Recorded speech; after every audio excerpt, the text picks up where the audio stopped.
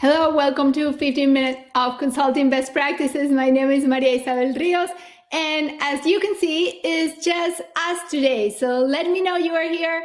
Say hello, make your comments, ask your questions in the chat, type your questions, send them over, right? And start the discussion today on this Monday. David is on vacation during the month of April. So it will be just us. And as you know, this space is for you to ask questions, for you to bring in your insights and to chime in the conversation. I am here to support your success for you, for your clients in your consulting practice. And with that, Jaren, why don't you start by sharing comments that came in during the week and questions that came in during the week. Hello, Daniel. Good to see you. All right, this question is from Kurt. Kurt asks, what is the best way to leverage thought leadership and articles within the business development life cycle? So hello, Tom, and hola, LinkedIn user. I cannot see your name. So on your next note, let me know who you are. So thank you, Kurt, for your note, right? What's the best way to create thought traction with thought leadership? It's a question we often get, right? So how do you warm up your network? How do you attract new people to your network? Basically, one way is you would attract what we call C's, which are cold relationships. It helps move them to a P, to a cool relationship. And then it's up to you to make those relationships warm. So that is one way, right? You can do that through marketing. You can do that through visibility events. When you're speaking, your thought leadership is what could connect, your messaging is what could connect you to somebody who doesn't yet know you. It doesn't make up for a one-on-one relationship, but it could be potentially that initial bridge if you're on the right stages. So marketing awareness, credibility, it's one, creates that initial level of trust. In conversations, it's another spot where you can use thought leadership because you would have models that are available to you. So don't just throw out, oh, we have this beautiful model. Use it thoughtfully, use it appropriately. Remember, your conversations are mostly about them and you follow the flow of the conversation. It's not an opportunity to show off. But if you have a structured model and it fits the conversation, it always helps to say, look, this is how we think about this. Does this resonate with you? And then you bring your model, right? Or you say, look, this is how the market works according to our firm.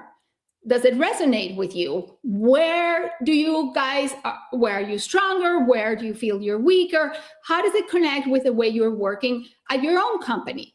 It creates conversation, right? It gives your counterpart an opportunity to bring in their own insights, their own view of the world. That's a second avenue. A third avenue where you could use your thought leadership, it's in proposals, right? You would say, look, we're proposing we address a project this way because in our core model, we want to make sure we address all of the elements, we don't leave anything behind. And, some of you do this very eloquently and very well. It creates that sense of confidence, that sense of trust. It reinforces the element that you have done this before, that you have thought about this, and that you have a point of view. And your prospects will either align with you, hopefully will align with you, or will really quickly say, no, we look at the world in very different ways. And therefore, it will become evident whether you're the right firm for them or not, right? You will also use it in your delivery. And in your delivery, then you create opportunities for create quality work, and then for more follow-on, right? For extensions, for expansions of your work, for follow-on, for people to take you with them when they go to new jobs. So these are some ways in which you can use thought leadership. More importantly, it's not a solution that will magnetically bring you folks, unless you're in the right stage and your message connects to the right people. And by stage, I don't mean you don't need to be in front of 300 people. Maybe it takes being in front of the right 10 people, the right 12 people, right? For you to then have meaningful conversations that can then lead to projects. All right, Kurt, if you're here, let me know if that helped with your questions. And for those of you who are in, and hi, Carol, and hola, Olga.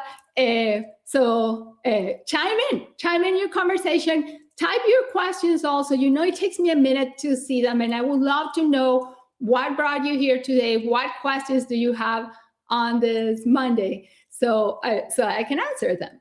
And in the meantime, Jaren, why don't you share another question that has come in also during the week? Thank you. All right. This question is from Luke, and it's a longer one. Okay.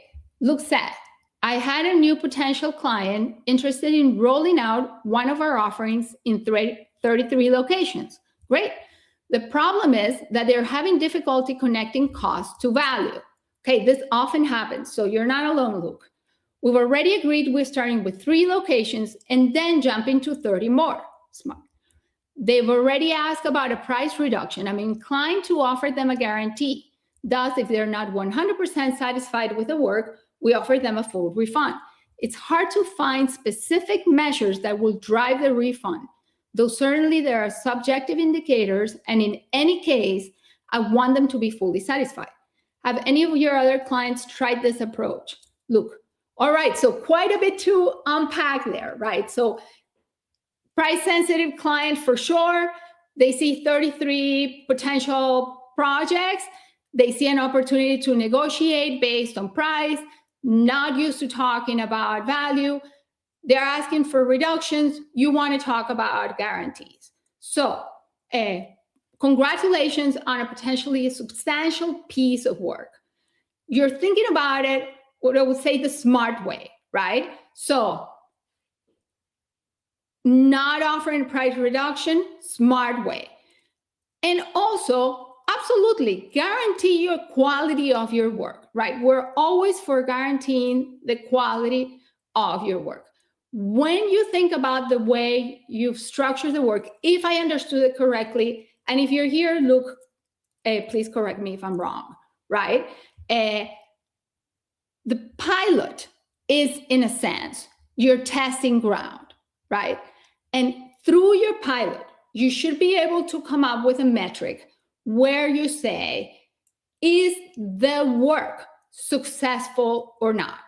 When we're thinking about guarantees, or when we're thinking about guaranteeing the quality of what we're doing, there's often confusion in conflating the ultimate result the client obtains, which is made out of things you can control and a lot of things you cannot possibly have control over, with the outcomes you can actually control in your project.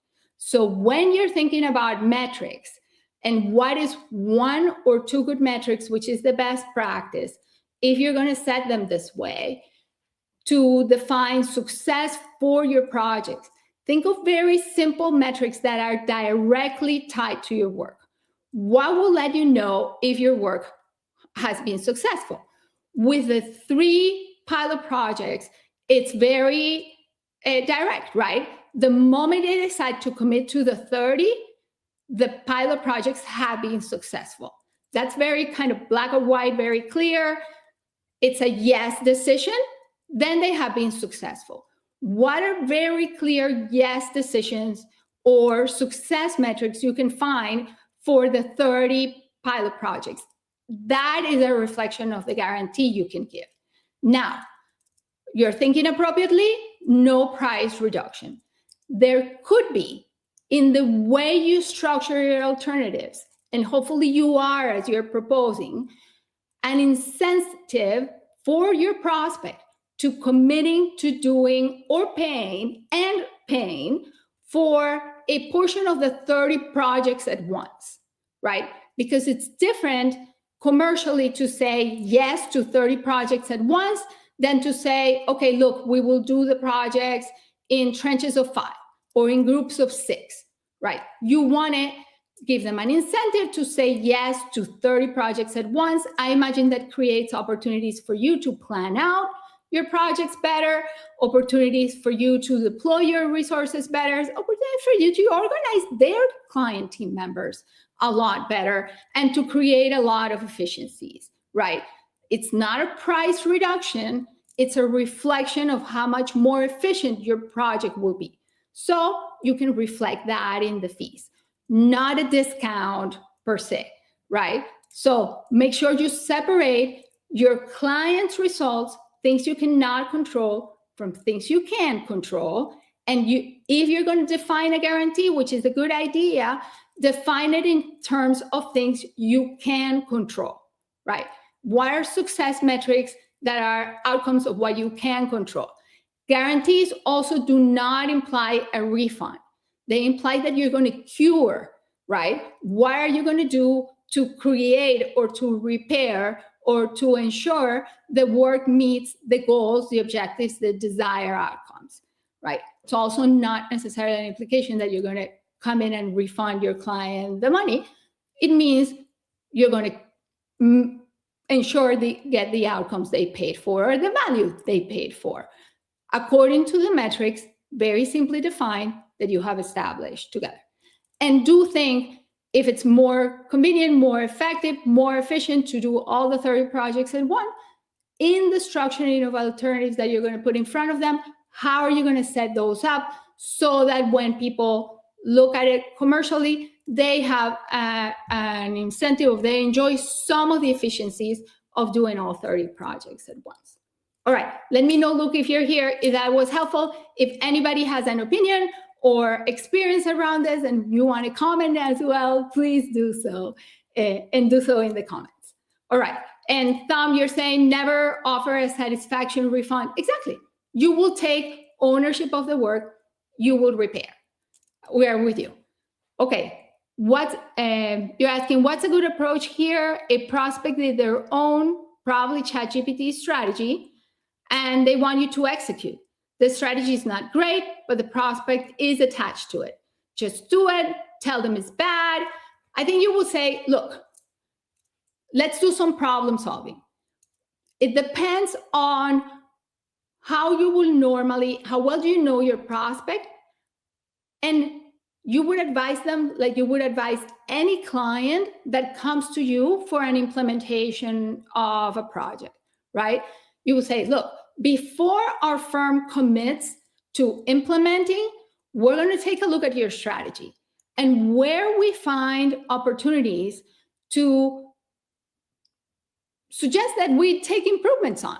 Given our experience implementing, we're going to bring those to light, right? We're going to show you gaps that we know are going to come up in implementation.